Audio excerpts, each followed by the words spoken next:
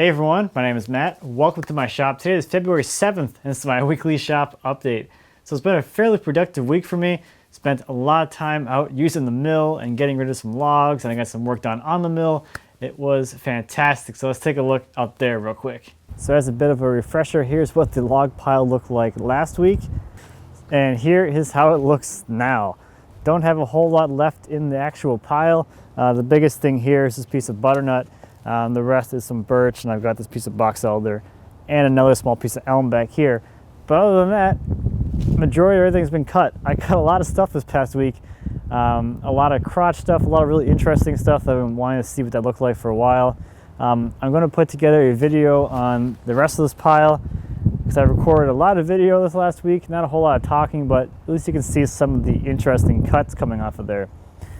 Yesterday I got out here and I fixed the blade guides on the mill, or I fixed the mounts for them. I still have to set them so that they are actually controlling the blade and keeping it nice and level, and I have to track the blade a little more still, but the fix is done and now I just have to calibrate everything. So the next thing I have up here on the mill, just to give it a little more of a test I guess, I'll be cutting these two logs side by side. I have this piece of elm which is 23 inches in diameter, and that piece of spruce, which I think is around 15 or so. So I'll cut those side by side, and that'll give me some, I don't know, some way to test the setup on the guides once I have those set up. And then I am that much closer to getting the big stuff up here. But I'm super excited because this is like almost gone. I'll have all this room to like maneuver. It's so weird. So a few questions from the video last week on milling the logs. A lot of people asked me if I was going to add a ramp to the front of this the mill. I'm not, because I don't plan to load logs from ground level onto the bed of the mill ever, if I can really help it. In the future, the trailer was back right up to the end of the mill, and I can pull logs directly off the trailer onto the bed of the mill, or once I have room to actually pull the trailer next to the mill, I can drop logs on some runners next to the mill and then roll them on. The runners will be the same height or higher than the bed, so there's no reason to lift anything. People wondering what I'm doing with the sawdust, I've got a whole wheelbarrow here. I'm going to do exactly what I've always done with this stuff.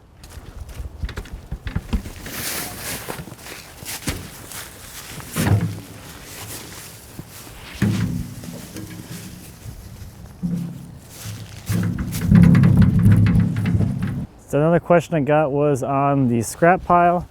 This is all firewood, so I'll cut that up and stack it for firewood. But I have slabs like everywhere right now. I moved a lot of it over to the patio. It's kind of like a staging area, but I do have to go through and put everything away and get it all stacked. But it's been really cold lately. I'm waiting for a day where it's above freezing to do that, because most of the sawdust is all like frozen on. So I'm going to throw up some video clips of the stuff I cut last week, just to give you guys an idea of what that looks like, and then I'll see you in the shop.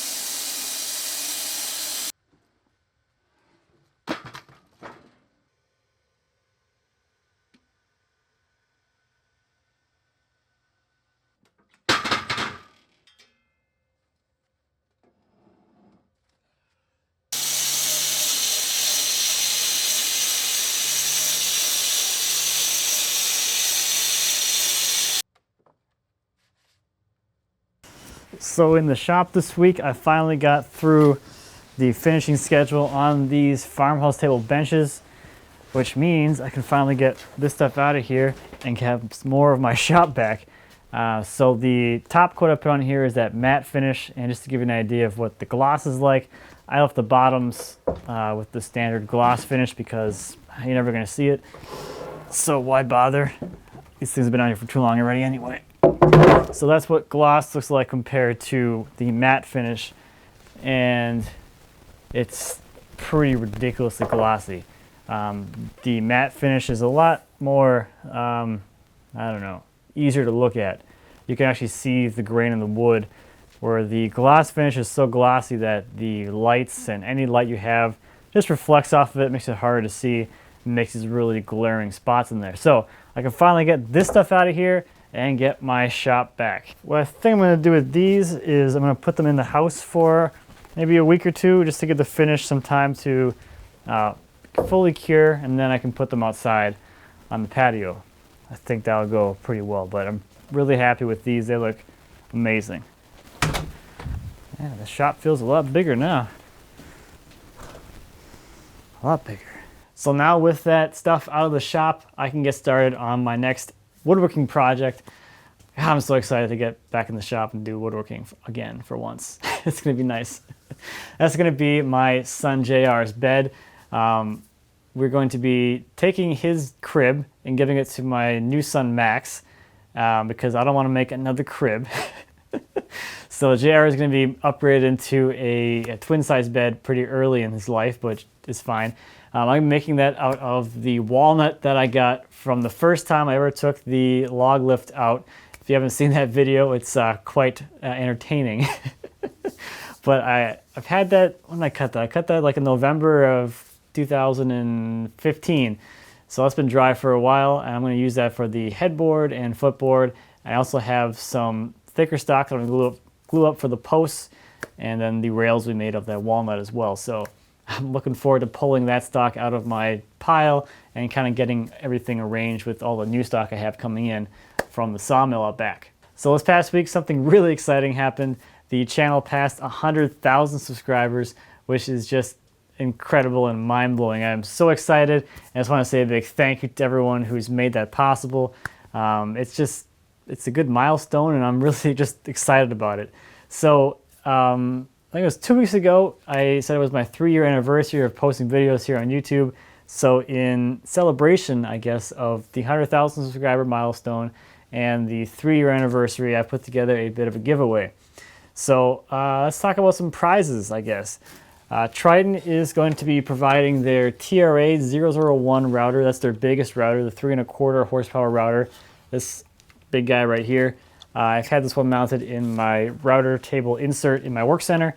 Fantastic router. That one is going to be available for anyone in the US and Europe.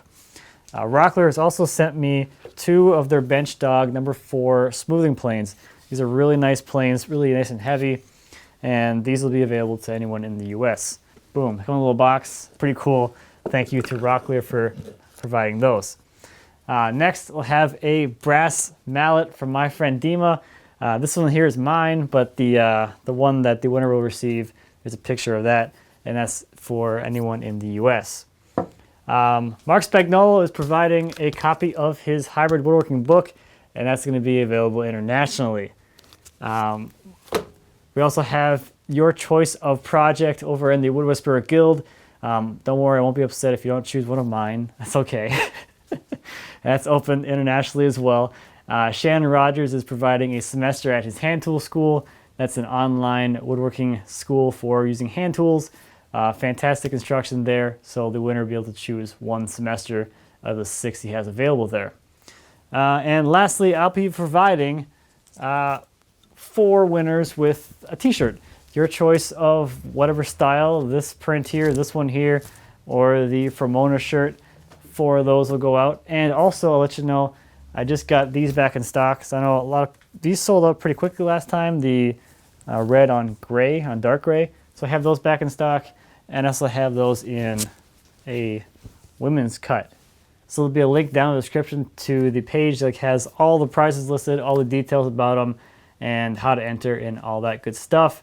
Big thank you to everyone who's provided the prizes. That's going to about do it for me this week. The giveaway runs for 10 days, so you get 10 days to enter. Spread it around. Let people know about it, all that stuff. So thank you as always for watching. I greatly appreciate it. If you have any questions or comments about anything I talked about today or anything here in my shop, please feel free to leave me a comment. As always, I'd be happy to answer any questions you might have. And until next time, happy woodworking.